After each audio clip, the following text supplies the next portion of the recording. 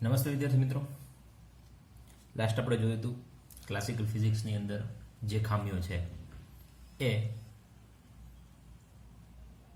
Quantum ફિઝિક્સની અંદર આપણે વાત કરી હતી. એમની અંદર કે ભાઈ ફોટો ઇલેક્ટ્રિક અસર છે, કાળા પદાર્થ પર જ્યારે કોઈ વિકિરણ આપાત થાય છે, જ્યારે શોષણ થાય છે કે ઉત્સર્જન થાય છે, એમની વાત કરી હતી.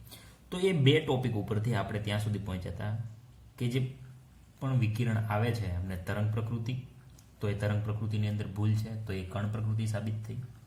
તો એનો મતલબ એવો છે કે તરંગ પ્રકૃતિની અંદર પણ ખામી હતી, અમુક વસ્તુની અંદર કણ પ્રકૃતિની અંદર પણ ખામી હતી કે જે પ્રકાશ આવે છે તો એ છે કેવો.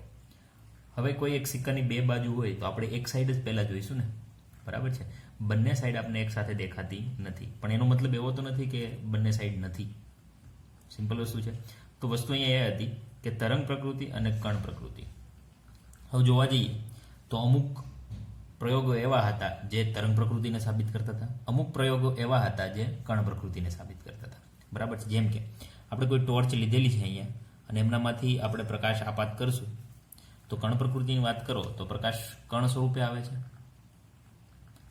કમ્પ્લીટ વસ્તુ. હવે કણ સ્વરૂપે આવતો હશે તો આ રીતે આગળ આગળ ધીમે ધીમે વધતો હશે, બરાબર છે. પણ જો કોઈ વચ્ચે બેરિયર રાખવામાં આવે, મતલબ કોઈ આપણે અવરોધ ઊભો કરી દઈએ તો કણ પ્રકૃતિ એમને આગળ વધારી શકતા નથી, મતલબ આગળના ભાગની અંદર પ્રકાશ આવશે નહીં. હવે એ જ વસ્તુ તરંગ પ્રકૃતિથી જોવા જઈએ તો ફરી અહીંયા આપણે ટોર્ચ રાખી દઈએ, એમની અંદરથી જ્યારે પ્રકાશ ઉત્પન્ન થશે એટલે તરંગ સ્વરૂપમાં આગળ વધશે, અને કોઈ બેરિયર રાખવામાં આવશે, અવરોધ રાખવામાં આવશે તો તરંગ પ્રકૃતિ એમને આરપાર નીકળી જાય છે અને બધી જ દિશામાં પ્રકાશ આપે છે, બરાબર છે. તો આ વસ્તુ હતી કે કણ પ્રકૃતિ પણ છે અને તરંગ પ્રકૃતિ પણ સાબિત કરે છે.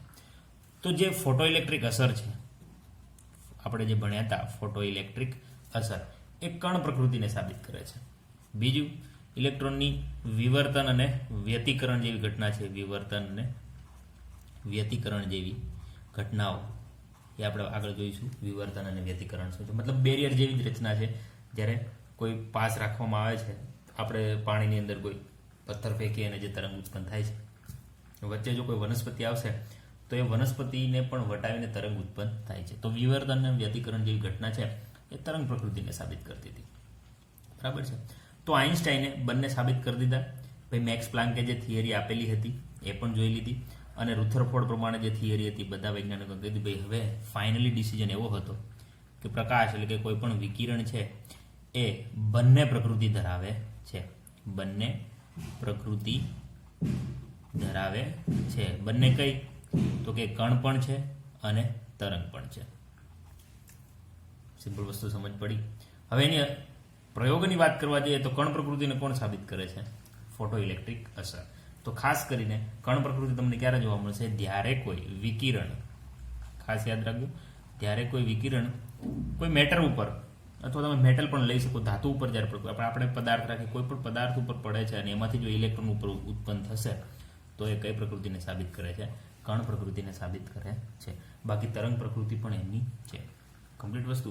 તો વિદ્યુત ચુંબકીય જે વિકિરણ છે એ બંને પ્રકારની પ્રકૃતિઓ ધરાવે છે. એ ફાઇનલ છે હવે કે કણ પ્રકૃતિ પણ ધરાવે છે અને તરંગ પ્રકૃતિ પણ ધરાવે છે, કમ્પ્લીટ વસ્તુ છે. તો હવે આના ઉપરથી બોહરના પ્રયોગ ઉપર આગળ વધીએ આપણે. તો આપણે આ ચેપ્ટર લેક્ચરની અંદર બોહરનો પરમાણુ મોડેલ જોવાનું છે. બોહર પરમાણુ મોડેલ.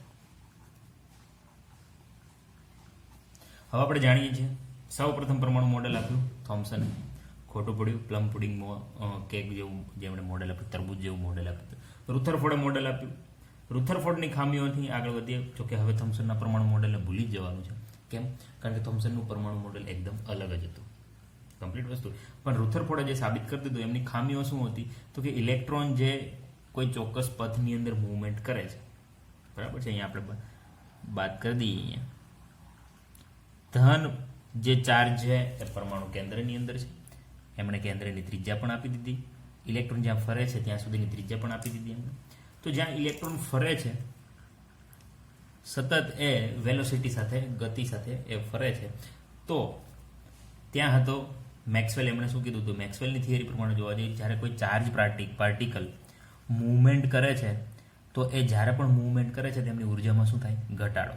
તો ઇલેક્ટ્રોન પાસે જો ઉર્જા હોય તો એ ધીમે ધીમે ઘટાડો થતા થતા સર્પિલ આકારની અંદર, મતલબ કે અંદર જલેબી જેવા આકારની અંદર ધીમે ધીમે ક્યાં જતો રહેશે, કેન્દ્રની અંદર કૂદકો મારે છે. તો આવું કેમ થયું? તો એ રુથરફોર્ડ સમજાવી શક્યો નહીં. પણ આ વાત કોણે સાબિત કરી દીધી? બોહર. બોહર શું કહે છે? તો એ વસ્તુ સમજવા જેવી છે. બોહરના આપણે પોઈન્ટ લખતા જઈએ અને આપણે સાથે સાથે સમજતા જઈએ. પહેલી જ આપણે વાત કરી દીધી ઇલેક્ટ્રોન, કે ઇલેક્ટ્રોન જે કક્ષાની અંદર ફરે છે એ કોઈ એક સ્થિર કક્ષા છે. કેવી કક્ષા છે? ઇલેક્ટ્રોન એક સ્થિર કક્ષાની અંદર ફરે છે, મતલબ ત્યાં એમની એનર્જી ઓછી પણ નથી થતી અને વધતી પણ નથી. બરાબર છે? તો લખીએ આ પોઈન્ટ ઉપરથી કે ઇલેક્ટ્રોન પરમાણુ કેન્દ્રની આજુબાજુમાં, ઇલેક્ટ્રોન પરમાણુ કેન્દ્રની આજુબાજુમાં હું શોર્ટમાં લખીશ બધી, પણ બોલતો જાઉં છું. કોઈ ચોક્કસ સ્વીકાર્ય કે એમનું ઉર્જા સ્તર કેવો છે? ચોક્કસ હશે. બરાબર છે? એ ચોક્કસ ઉર્જા સ્તરની અંદર પરિભ્રમણ કરે છે. ચોક્કસ ઉર્જા હશે, ના તો વધારે ના તો ફિક્સ, મતલબ કહી શકો. બરાબર? ના તો ઘટશે ના તો વધશે. ચોક્કસ ઉર્જામાં પરિભ્રમણ કરે છે, એટલા માટે ફરે છે, પરિભ્રમણ કરે છે. બરાબર છે? હવે પરમાણુ કેન્દ્રની આસપાસ જો કોઈ ચોક્કસ ઉર્જાઓ કક્ષાની અંદર પરિભ્રમણ કરતા હોય તો ઉર્જા કેવી રહેશે? અચળ રહેશે. બરાબર? એટલે જેને નામ શું આપ્યું છે? સ્થિર કક્ષા. વસ્તુને સમજતા જજો ફટાફટ, એટલે આપણે આગળ વધીએ. અને જે માર્ગ ઉપર એ ફરે છે એમની ઉર્જા કેવી રહેવાની છે? અચળ રહેવાની. હવે અચળ રહેવાની છે તો આ માર્ગ ફિક્સ થઈ ગયો છે, એ ઉર્જા ગુમાવશે પણ નહીં. જો ગુમાવશે તો અંદર જશે, તો અંદર પણ નહીં જાય અને એ બહાર પણ જતો નથી. બરાબર છે? તો હવે આપણે ઇલેક્ટ્રોન ગુમાવે છે અને મેળવે છે એમની પણ થોડી એવી વાત કરી લઈએ. બરાબર છે? તો સ્થિર કક્ષા તો ફિક્સ થઈ ગઈ છે. કોઈ ઇલેક્ટ્રોન ક્યાં તમને જોવા મળશે? તો કે અમુક અંતર સુધી એ તમને જોવા મળે છે. તો આમ ઇલેક્ટ્રોન જ્યારે કોઈ પણ સ્થિર કક્ષાની અંદર પરિભ્રમણ કરતો હશે, કોઈ પણ સ્થિર કક્ષાની અંદર, ત્યારે એ ઉર્જા ગુમાવશે પણ નહીં અને ઉર્જા મેળવશે પણ નહીં. હવે ઉર્જા મેળવવી મતલબ શોષણ કરવું અને ગુમાવવી મતલબ ઉત્સર્જન કરવું. તો ઉર્જાનું એ ઉત્સર્જન પણ નહીં કરે, ઉત્સર્જન તેમજ શોષણ કરતો નથી. આ એમનો ફર્સ્ટ પોઈન્ટ. મતલબ ઇલેક્ટ્રોનની સ્ટેબિલિટી એમણે સાબિત કરી દીધી કે કેમ એક કક્ષાની અંદર ફરે છે. સિમ્પલ વસ્તુ. પોઈન્ટ નંબર 2 જોવા જઈએ. શું કહે છે? કે ઇલેક્ટ્રોનના કોઈ એક સ્થિર કક્ષામાં, આ એક સ્થિર કક્ષાથી માનો કે પાછળ બીજી કક્ષા છે. બરાબર? આ પાછળની બીજી કક્ષા. તો હવે બીજી કક્ષા માટે એ વાત કરે છે કે ઇલેક્ટ્રોન કોઈ એક સ્થિર કક્ષામાંથી બીજી સ્થિર કક્ષામાં જ્યારે કૂદકો મારશે ત્યારે એમને શું કરવું પડશે? ઉર્જા મેળવવી પડશે અથવા ઉર્જા ઉત્પન્ન કરવી પડશે. મતલબ કે ઇલેક્ટ્રોનને જો અહીંથી ઉપરની કક્ષામાં જવું હોય કોઈ બીજી કક્ષાની અંદર, તો ઇલેક્ટ્રોન પાસે તો આ કક્ષામાં, એટલે કે આપણે માનો કે આમને 1 નંબર કહી દઈએ, આમને 2 નંબર કહી દઈએ. બરાબર છે? આ 1 નંબર એન્ડ આ 2 નંબર. તો જો ઇલેક્ટ્રોનને 1 માંથી 2 માં જવું હશે તો એમને શેની જરૂર પડશે? ઉર્જાની. તો એ ઉર્જાનું શોષણ કરે છે. ફરી એક વખત 2 માં જતા રહ્યા પછી ફરી પાછું એમને 1 માં આવવું હશે તો જે ઉર્જા એમને મેળવી છે એ શું કરશે? ગુમાવશે. સિમ્પલ વસ્તુ ખબર પડી? બરાબર? મતલબ કે એક નીચા લેવલથી ઉપરના લેવલમાં જવું હોય તો એનર્જીની જરૂર પડશે, અને ઉપરથી નીચે આવવું હશે તો એનર્જીની જરૂર નથી પડતી, પણ એમની પાસે જો વધારે એનર્જી હશે તો એમને શું કરવું પડશે? ગુમાવવું પડશે. બરાબર છે? મતલબ વસ્તુ અહીંયા એવી છે કે તમારી પાસે અમુક ચોક્કસ વજન હોય તો તમારે વધારે પડતું દોડવું હોય તો વજન ઓછું કરવું પડે. બરાબર? અને ઓછું દોડવું હોય તો વજન ભલે વધારે હોય, કોઈ જરૂર પડતી નથી. સિમ્પલ વસ્તુ ખબર પડી? તો અહીંયા માનો કે 10 એનર્જી છે, અહીંયા જવા માટે 20 છે, તો 10 માંથી 20 થવી પડશે. કમ્પ્લીટ. અહીંયા ફિક્સ એનર્જી છે. આપણે વાત કરી હતી વિકિરણની લાસ્ટ લેક્ચરની અંદર કે એમને 10ની જરૂર છે, તો અહીંથી ઉપર જવા માટે 10 એનર્જી એ મેળવી લેશે. તો 20 થઈ ગઈ, ઉપર જતો રહ્યો. ફરી પાછું નીચે આવવું હશે તો ત્યાં તો 10ની જ જરૂર છે, તો એમની પાસે જે 10 વધારાની છે એ એમને ગુમાવવી પડશે. એટલે કે શોષણ અને ઉત્સર્જન આ રીતે કાર્ય કરે છે. તો માનો કે આ E1 લેવલ, આ એમની ઉર્જા છે, એમને જવું છે ક્યાં? E2 માં. તો એમણે એનર્જી મેળવવી પડશે. ફરી પાછું જો E2 માંથી E1 માં આવવું હશે તો એનર્જીને શું કરવું પડશે? ગુમાવવું પડશે. મતલબ અહીંયા શોષણ થશે, અહીંયા ઉત્સર્જન થશે. આ એનર્જી ફિક્સ લેવલની વાત છે. બરાબર છે? થર્ડ નંબરની વાત કરીએ તો થર્ડ નંબરની અંદર થોડીક આપણે કેલ્ક્યુલેશન કરવાની છે. તો થર્ડ નંબરની અંદર વાત કરીએ તો ઇલેક્ટ્રોન ક્યાં હશે? ભાઈ તમે કહી દીધું ભાઈ ચોક્કસ કક્ષાની અંદર હશે, પણ ક્યાં હશે? તો ઇલેક્ટ્રોન ફક્ત એવી કક્ષામાં હશે, ઇલેક્ટ્રોન ફક્ત બધે જ નહીં જોવા મળે. હું તમને ઉદાહરણ આપીશ. બરાબર? ફક્ત એવી કક્ષામાં હશે, એવી કક્ષામાં જ પરિભ્રમણ કરે છે. ક્યાં? તો કે જ્યાં તેમનું કોણીય વેગમાન. હવે કોણીય વેગમાન શું છે? તો તો એ ફિઝિક્સનો ટર્મ છે. કોણીય વેગમાન કેટલું હોય? h/2π. બરાબર ને? કોણીય વેગમાન એટલે શું થશે એ હમણાં કહી દઈએ. તો ઇલેક્ટ્રોન તમને ક્યાં જોવા મળે? બધે તમારે ગોતવાની જરૂર નથી ઇલેક્ટ્રોનને, પણ ઇલેક્ટ્રોન તમને ક્યાં જોવા મળશે? કે જ્યાં એમનું કોણીય વેગમાન h/2π હોય. હવે h તો આપણે જાણીએ છીએ પ્લાન્ક કોન્સ્ટન્ટ છે, બરાબર છે, જે આપણે ગઈકાલે વાત કરી હતી, બરાબર. h/2π માં જ એ તમને જોવા મળશે. સિમ્પલ વસ્તુ છે. હવે h/2π જો કક્ષા 1 હશે, 2 હશે, 3 હશે, એટલે આપણે એનો ગુણાકાર કોની સાથે કરીએ છીએ? ધન પૂર્ણાંક સંખ્યા સાથે. એટલે આ સંખ્યાને આપણે સ્મોલ n વડે ગુણી દઈએ તો આ રીતે તમે સાબિત કરી શકો છો. n એટલે કોણ હશે? તો અહીંયા લખી દો n = 1, 2, 3. ગઈકાલે હતું, બરાબર છે. n ની કિંમત તો કે શું 1 હોઈ શકે, તો અહીંયા ઇલેક્ટ્રોન હશે. 2 હોઈ શકે, 3 હોઈ શકે, જો એ માઇનસ નહીં હોય, 0 નહીં હોય, બરાબર છે. તો n = 1, 2, 3. આ 1, 2, 3 બધી કઈ છે? તો કે સ્વીકાર્ય કક્ષા. એમની અંદર જ તમને ઇલેક્ટ્રોન જોવા મળે. સિમ્પલ ઉદાહરણ આપું. જો 1, 2, 3 કેમ? મતલબ ફિક્સ એનર્જી છે. આપણે એનર્જીની વાત કરીને અહીંયા આટલી એનર્જી 10, 20, 30. માનો કે પહેલા રાઉન્ડની અંદર એનર્જી છે 10, બીજા રાઉન્ડની અંદર એનર્જી છે 20. પણ તમે એમ કહો ભાઈ ઇલેક્ટ્રોન 15 એનર્જી છે, તો એ ખોટી વાત છે. કમ્પ્લીટ વસ્તુ કે ચોક્કસ એનર્જી છે કે ઇલેક્ટ્રોનની ફિક્સ એનર્જી છે, ઇલેક્ટ્રોન ત્યાં જ તમને જોવા મળશે. અને એનર્જી કઈ છે? એમાં કોણીય વેગમાન જેટલી h/2π. 1 હોઈ શકે, 2 હોઈ શકે, 3 હોઈ શકે, 4 હોઈ શકે. તો 1h/2π, 2h/2π, 3h/2π, ત્યાં જ ઇલેક્ટ્રોન જોવા મળશે. પણ તમે અડધેથી એમ કહો ભાઈ અડધે હશે તો નહીં હોય. જેમ કે સીડીનું ઉદાહરણ લઈએ. આ સીડી છે, માનો કે સીડીનું જે હાઇટ છે એ 1 ફીટ છે, હરેક 1 ફીટ છે, બરાબર. તો હું તમને એમ કહી શકું ભાઈ તમે 2 ફૂટે ઊભા રહ્યો તો તમે બીજી સીડીએ ઊભા રહેશો. પણ તમને હું કહું ભાઈ 1.5 એટલે કે 1.5 ફૂટે ઊભા રહ્યો તો તમે ઊભા રહી શકતા નથી. તમારે ક્યાં ઊભું રહેવાનું છે? 1 માં હશે, 2 માં હશે, 3 માં હશે. તમે અડધે ઊભા રહી શકતા નથી. તો વસ્તુ એવી છે, ઇલેક્ટ્રોન ક્યાં હશે તો એમના કોણીય વેગમાનના વેલ્યુ ઉપર આધાર રાખે છે. એ 1 માં હોઈ શકે, 2 માં હોઈ શકે અથવા 3 માં, પણ એ ફિક્સ રહેશે, બરાબર છે. તો આ એમનો પોઈન્ટ હતો. હવે કોણીય વેગમાનની વાત કરી હતી. તો કોણીય વેગમાન શું છે? તો કોણીય વેગમાન એટલે એમનું સૂત્ર છે. કોણીય વેગમાન એટલે શું થાય? તો કે માસ of electron, velocity of electron અને એમનું રેડિયસ એટલે કે r. કોણીય વેગમાન કેટલું હોવું જોઈએ? તો કે nh/2π. સમજો આ બધું બરાબર છે. કોણીય વેગમાન એટલે શું થાય? માસ of electron, velocity of electron અને રેડિયસ, મતલબ ઇલેક્ટ્રોન ક્યાં છે, કેન્દ્રથી એમનું અંતર. એ બધું આપણે આ સૂત્રની અંદર જોઈશું. તો હવે એ કોના બરાબર હોવું જોઈએ? તો કોણીય વેગમાન કેટલું હોય? nh/2π. તો એના બરાબર થઈ જશે. તો ફાઇનલી આપને સૂત્ર મળશે. તો આમના ઉપરથી આપણે ઘણી બધી સાબિતી કરવાની છે. હવે સમજી લો, m એટલે મેં વાત કરી એમ ઇલેક્ટ્રોનનું દળ છે, માસ ઓફ ઇલેક્ટ્રોન. v વેગ છે, r કક્ષાની ત્રિજ્યા અથવા તમે કહી શકો કે કેન્દ્રથી લઈને ઇલેક્ટ્રોન સુધીનું અંતર. પૂરું નથી લેવાનું તો વ્યાસ થઈ જશે, બરાબર. આ વસ્તુ છે. હવે h તો અહીંયા આપણે જાણીએ છીએ પ્લાન્કનો અચળાંક છે, અને n કોઈ પણ ધન પૂર્ણાંક સંખ્યા છે 1, 2, 3. પાઈની કિંમત આપણે જાણીએ છીએ 3.14. સિમ્પલ વસ્તુ છે. હવે આપણે એ પણ જાણીએ છીએ કે જ્યારે મેક્સવેલની થિયરીની વાત કરીએ કે કોઈ ચાર્જ પાર્ટિકલ, અહીંયા આપણે વાત કરી હતી, સાઈડમાં થોડુંક જોઈ લઈએ, બરાબર. ફરી અહીંયા મૂકી દો ભાઈ, ધન કેન્દ્ર છે, એમની આજુબાજુમાં ઇલેક્ટ્રોન પરિભ્રમણ કરે છે. સિમ્પલ વસ્તુ. તો ત્યાં આપણે સ્થિરતાની બાબતમાં વાત કરી હતી, ઇલેક્ટ્રોન મૂવમેન્ટ કરે છે, તો ઇલેક્ટ્રોનમાંથી માઇનસ ચાર્જ અને કેન્દ્રની અંદર પ્લસ, એ બંને વચ્ચેનું આકર્ષણ કેવું હશે? ઇલેક્ટ્રોસ્ટેટિક ફોર્સ, મતલબ આયનીય આકર્ષણ કહી શકો, જેમની અંદર ધન અને ઋણ સાઇન હોય, તો એમને કહેવામાં આવે ઇલેક્ટ્રોસ્ટેટિક ફોર્સ. કમ્પ્લીટ વસ્તુ છે. હવે તો ઇલેક્ટ્રોસ્ટેટિક ફોર્સના લીધે ઇલેક્ટ્રોન ક્યાં જતો રહેવો જોઈએ? કેન્દ્રની અંદર. તો એમની તો માથાકૂટ ચાલે છે અત્યારે, પણ એ જતો નથી. આ ફોર્સને એ ક્યાં વાપરે છે? સૌરમંડળની જેમ.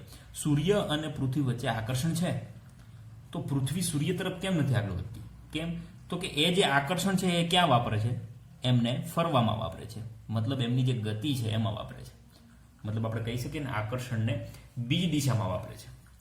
કોઈ દોરીને તમે છેડા ઉપર પથ્થર બાંધી દો અને હાથથી આમ ફેરવો તો એ પથ્થર તમારા તરફ નથી આવતો, શું કરશે? રાઉન્ડ કરશે. તો ઇલેક્ટ્રોનને આમના તરફ જે આકર્ષણ છે એ એમના તરફ જવામાં નથી વાપરતો, શું કરે છે? રાઉન્ડ ફરવામાં વાપરે છે, બરાબર છે. તો વસ્તુ એ સમજવાની છે કે ઇલેક્ટ્રોસ્ટેટિક ફોર્સ છે એ શેમાં વાપરે છે? એ રાઉન્ડની અંદર વાપરે છે, બરાબર છે. કમ્પ્લીટ વસ્તુ.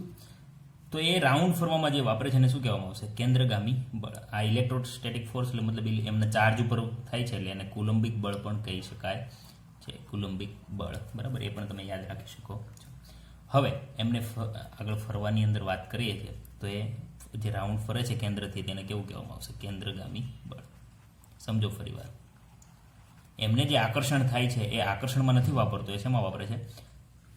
કેન્દ્ર ફરતે રાઉન્ડ ફરવામાં વાપરે છે. તો એમનું જે કુલંબિક બળ છે કોના બરાબર થઈ ગયું? કેન્દ્રગામી બળ જેવું. થોડુંક calculation.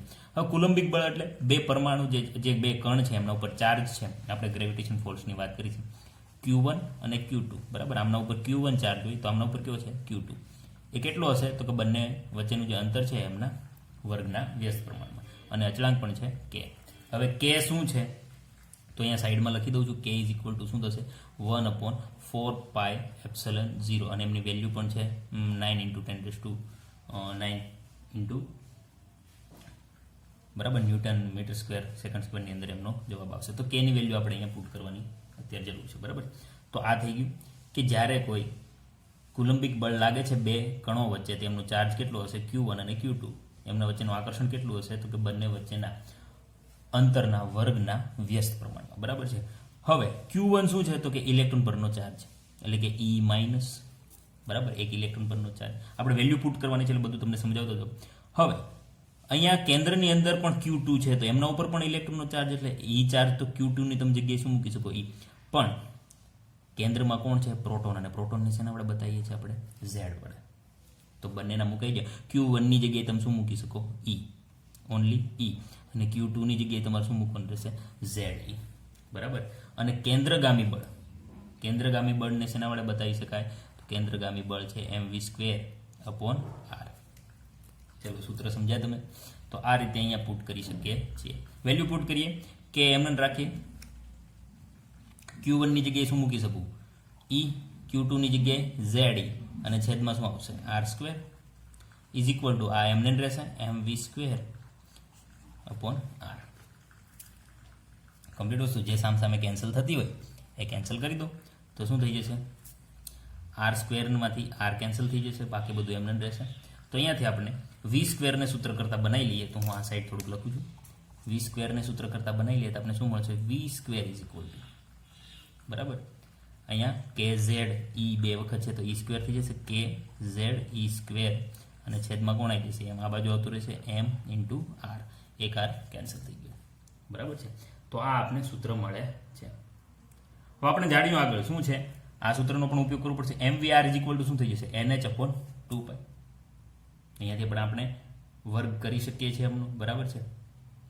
mvr is equal to nh/2π. અહીંયાથી આપણે v ને સૂત્ર કરતા કરી દઈએ તો આ સૂત્રનું અહીંયા લખી દઉં છું. અહીંયાથી આ સૂત્રને v ઇઝ ઇક્વલ ટુ શું થઈ જશે?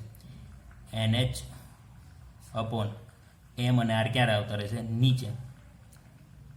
તો 2π × m × r. હવે આપણે સ્ક્વેર જોઈએ છે, આ બાજુ સ્ક્વેર છે એટલે આ સૂત્રની અંદર સ્ક્વેર આવ્યો છે તો આમનો સ્ક્વેર કરી દઈએ તો જે પણ પદ છે એમનો શું થઈ જશે? સ્ક્વેર, બરાબર. હોલનો શું થઈ જશે? સ્ક્વેર થઈ જશે, બરાબર છે.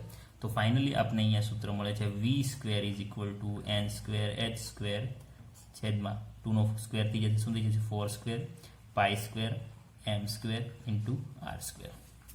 તો બંનેની સરખામણી, આ પણ v², આ પણ v², બંનેની સરખામણી કરી દઈએ આપણે. ઓકે, તો બંનેની સરખામણી કરીએ તો v² નું મૂલ્ય શું આવ્યું? તો kZe² એના છેદમાં m × r, બરાબર છે. એક r કેન્સલ થઈ ગયો. બીજા સૂત્રની અંદર એમની સરખામણી કરીએ તો n²h² છેદમાં 4π² m² r². કમ્પ્લીટ. હવે આમાં સામે જે કેન્સલ થતું હોય તો બોહરે જે ગણતરી કરી એમાં આપણે r ને સૂત્ર કરતા બનાવી દઈએ, કારણ કે એક r કેન્સલ થઈ જશે. તો અહીંયાથી r ને સૂત્ર કરતા બનાવી દઈએ. r ઇઝ ઇક્વલ ટુ શું આવશે? n²h² છેદમાં 4π² m k, બરાબર. એક m કેન્સલ થઈ જશે, r એક r કેન્સલ થઈ જશે, કે ઉપર શું રહેશે? ZE², બરાબર છે. તો આપને રેડિયસ શોધવા માટેનું બોહરે સૂત્ર આપી દીધું. હવે આમની અંદર જો n શું હોઈ શકે? 1 2 3, મતલબ a ચલિત છે, h પ્લાન્કનો અચળાંક છે, બરાબર. એ એમની વેલ્યુ ફિક્સ છે 6.626 ગુણ્યા 10⁻34. 4 ફિક્સ છે. પાઈની કિંમત ફિક્સ છે. માસ ઓફ ઇલેક્ટ્રોન ફિક્સ છે. કેની વેલ્યુ 1/4πε0 પણ ફિક્સ છે. ઝેડ એ ચલિત હોઈ શકે કારણ કે ઝેડ શું છે? પ્રોટોનની સંખ્યા. તો કોઈ પણ તત્વ માટે ઝેડ 1 હોઈ શકે, 2 હોઈ શકે, પ્રોટોનની સંખ્યા બદલતી રહેશે. અને ઇલેક્ટ્રોન પરનો ચાર્જ પણ કેવો છે? ફિક્સ. તો જેટલી ફિક્સ વેલ્યુ છે એમની વેલ્યુ મૂકી દઈએ તો આપણને R = સૂત્ર મળશે. R = કોઈ n તો એમને છે તો R = શું મળશે? 0.529 અથવા 52 અથવા 9 છે તો 3 પણ કરી શકો છો. n² એમને રહેશે કારણ કે ચલિત છે. છેદમાં કોણ એમને રહેશે? Z એંગસ્ટ્રોમની અંદર. તો ઇલેક્ટ્રોન જે કક્ષાની અંદર છે, કઈ કક્ષાની અંદર છે? તો કે h એમનું જે એંગ્યુલર મોમેન્ટમ મતલબ કેન્દ્રગામી કોણીય વેગમાન એમનું કેટલું હશે? nh/2π. તો માનો કે કેન્દ્રથી લઈને, કેન્દ્ર એટલે ધન વીજભાર, કેન્દ્રથી લઈને ઇલેક્ટ્રોન અહીંયા છે તો એમના વચ્ચેનું અંતર કેટલું છે એટલે કે રેડિયસ. તો તમે આ સૂત્ર મૂકીને ગણતરી કરી શકો છો. n શું છે? પહેલા લાઈનમાં છે કે બીજી લાઈનમાં છે? z શું છે? કયા તત્વની વાત કરો છો? હાઇડ્રોજનની વાત કરો છો? હિલિયમની. જો હાઇડ્રોજન હશે તો 1, હિલિયમ હશે તો 2, લિથિયમ હશે તો 3. મતલબ અહીંયા ઝેડ શું છે? પરમાણુ ક્રમાંક, પ્રોટોનની સંખ્યા. તો ત્રિજ્યા શોધવાનું સૂત્ર કોણે આપ્યું છે? બોહરે આપ્યું છે. તો કોઈ પણ તત્વની ત્રિજ્યા શોધવી હોય તો આ સૂત્રનો તમે ઉપયોગ કરી શકો છો. જેમ કે માનો કે હાઇડ્રોજનને આપણે ત્રિજ્યા શોધીએ તો હાઇડ્રોજન એટમ માટે Z = શું થઈ જશે? 1. તો મૂકી દો આ સૂત્રની અંદર કિંમત. તો કોઈ પણ આ રેડિયસ શોધવા માટે n એટલે કેમ n મેં લખ્યું છે કારણ કે 1 2 3 કોઈ પણ હોઈ શકે છે. તો ડાયરેક્ટલી આપણે શું મળશે? રેડિયસ આપણે શું મળશે? અહીંયા જોઈએ આ સૂત્રની અંદર 0.529 n². બરાબર. n² એટલે મતલબ શું થઈ જશે? પહેલી જ લાઈન હાઇડ્રોજનને એક જ ઇલેક્ટ્રોન છે તો શું થઈ જશે? 1² છેદમાં z મતલબ શું છે? પરમાણુ ક્રમાંક. હાઇડ્રોજનનો પરમાણુ ક્રમાંક કેટલો છે? 1. મતલબ 1 જ રહેશે. તો હાઇડ્રોજન માટે આ રેડિયસ ઓફ હાઇડ્રોજન આપણે કેટલું મળશે? 0.529. અને એ પણ શેમાં છે? એંગસ્ટ્રોમમાં. તે મળશે આપણે એંગસ્ટ્રોમમાં. તો એક નાની સંખ્યા યાદ રાખવા માટે હાઇડ્રોજનની વેલ્યુ આપણે ફિક્સ કરી દઈએ. તો આ જે વેલ્યુ આવી એમને બોહરે શું કહી દીધું? A0 મતલબ સ્થિર કક્ષા. શું થઈ છે? જેને બોહર રેડિયસ પણ, બોહર ત્રિજ્યા પણ કહી શકો છો. કારણ કે આટલી પહેલા નંબરની અંદર રહેવા માટે, પહેલી કક્ષાની અંદર રહેવા માટે ઇલેક્ટ્રોનને આટલી એનર્જીની જરૂર પડે, સોરી રેડિયસની જરૂર પડે છે. આટલા રેડિયસની અંદર હશે. હવે માનો કે R2 માટે વેલ્યુ ગણતરી કરવી. જો 5290 કોના માટે છે? 1 માટે. તો A0 તો છે જ. બરાબર છે. હવે માનો કે બીજા નંબરની કક્ષાની અંદર કોઈની ગણતરી કરવી હોય તો આ સૂત્રની અંદર A0 તો છે પહેલા માટે. બરાબર છે. તો બીજા નંબરની અંદર ગણતરી કરવા જઈએ તો અહીંયા બીજા છેદમાં કોણ આવશે? 2. બરાબર છે. અને અહીંયા નંબર 2 છે તો A0 ઇન્ટુ શું આવી જશે? 4. સમજણ પડે છે? જેમ કે મારે બીજા નંબરની કક્ષા માટે ગણતરી કરવી તો આ સૂત્રની અંદર કિંમત મૂકવું. બરાબર છે. જો આ સૂત્રની અંદર કિંમત મૂકીએ આપણે તો R = 2 માટે 0.529 બરાબર ઇન્ટુ n² એટલે શું થઈ જશે? 4. અને z આપણે 1 જ રાખીએ અત્યારે કારણ કે આપણે માત્ર બીજી કક્ષા માટે ગણતરી કરીએ છીએ, હાઇડ્રોજનને બદલતા નથી. તો પરમાણુ ક્રમાંક કેટલો આવશે? 1. તો 529 ને આપણે શું કહી દીધું છે? A0. 529 ને આપણે શું કહી દીધું? A0. તો શું થઈ ગયું? 4A0. તો મેં R2 માટે શું કહી દીધું?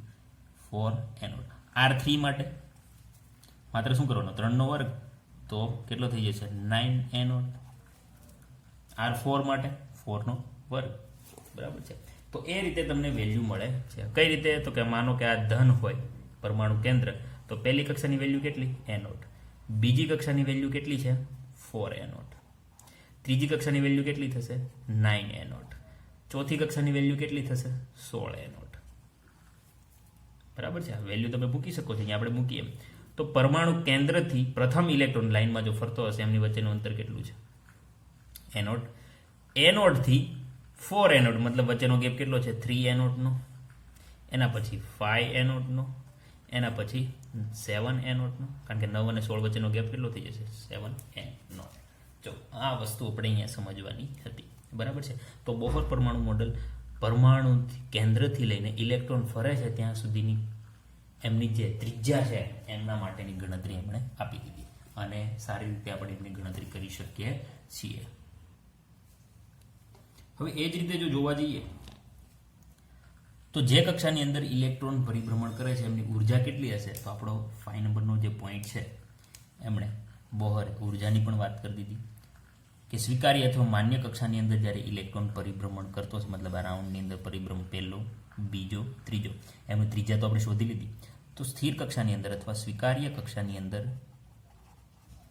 કક્ષા પરિભ્રમણ કરતો હશે ત્યારે એમની ઉર્જા કેટલી હશે, તો ઉર્જા માટેનું સૂત્ર પણ આવી જ રીતે સાબિત કરી દીધું છે. તો E ઇઝ ઇક્વલ ટુ એમણે ઉર્જાનું સૂત્ર સાબિત કરી દીધું છે, -2 ઇલેક્ટ્રોનની 4 ઘાત, મતલબ એમના ચાર્જની π² z² m upon n² h². આ સૂત્ર ઉપરથી જ સાબિત કર્યું છે, બરાબર. હવે આપણે જેમ mvr છે એમાંથી તમે v ને સૂત્ર કરતા બનાવી દેશો તો તમને 6 નંબર ઉપર પોઈન્ટની વાત કરી દઈએ, બરાબર છે. તો તમને વેલોસિટી પણ મળી શકે છે. કોઈ પણ ઇલેક્ટ્રોન કેટલી સ્પીડથી ગતિ કરે છે એ વેલોસિટી વેગ પણ તમે શોધી શકો છો. તો એમના વેગની વાત કરી દઈએ. સૂત્ર કયું હશે તો આપણે જે વાત કરી હતી ભાઈ mvr ઇઝ ઇક્વલ ટુ એમનો જે કોણીય વેગમાન છે કોના બરાબર હતો, nh/2π બરાબર. સિમ્પલ વસ્તુ છે. હવે આમાંથી આપણે કોને સૂત્ર કરતા બનાવી દઈએ, v ને સૂત્ર કરતા બનાવી દઈએ. કે v ને તમે સૂત્ર કરતા બનાવી દેશો તો તમને ફાઇનલી અને v ને સૂત્ર કરતા બનાવી દો અને r ની જે વેલ્યુ આપણે મળી હતી, r નું સૂત્ર છે આપણે મળ્યું હતું, r ઇઝ ઇક્વલ ટુ શું, તો અહીંયા જે આપેલું છે n²h²/4π², એ કિંમત મૂકી દેવાની. તો ફાઇનલી આપણે v નું વેગ પણ શોધી શકીએ છીએ. કેટલો હશે તો એ ડાયરેક્ટલી આપણે એમની કિંમત મૂકીએ 2.18 × 10⁶, બરાબર છે, મીટર પર સેકન્ડ જેટલો તમને વેગ જોવા મળશે. પણ એ બધું આપણે નેક્સ્ટ ટોપિકની અંદર પણ ભણશું, કારણ કે ત્યાં હજી આપણે રીડબર્ગ અચળાંક છે. હજી બોહરનો જે પરમાણુ મોડેલ છે થોડું બાકી છે, એમની ખામીઓ પણ જોવાની છે. હા, હજી ખામી આવે છે બોહરના પરમાણુ મોડેલની અંદર પણ ભૂલ છે, કારણ કે બોહર હજી સ્પેક્ટ્રા વિશે સમજાવી શક્યો નથી. સ્પેક્ટ્રા મતલબ એ વાત કરી હતી જ્યારે સફેદ પ્રકાશને કોઈ પ્રિઝમમાંથી અથવા માધ્યમમાંથી પસાર કરવામાં આવે છે ત્યારે કન્ટિન્યુઅસ સ્પેક્ટ્રા મળે છે, મતલબ વિચલન પ્રમાણે જાનેવાલી પીનારા. એમની બાબતમાં થોડીક વસ્તુ સમજાવી નથી શક્યો, તો વિશે પણ આપણે ભણવાનું છે, બરાબર છે. તો હવે બોહરના પરમાણુ મોડેલનું નેક્સ્ટ ટોપિક આપણે હવે આગળના લેક્ચરની અંદર જોઈશું, મતલબ લાસ્ટ લેક્ચરની અંદર આપણે બોહર પરમાણુ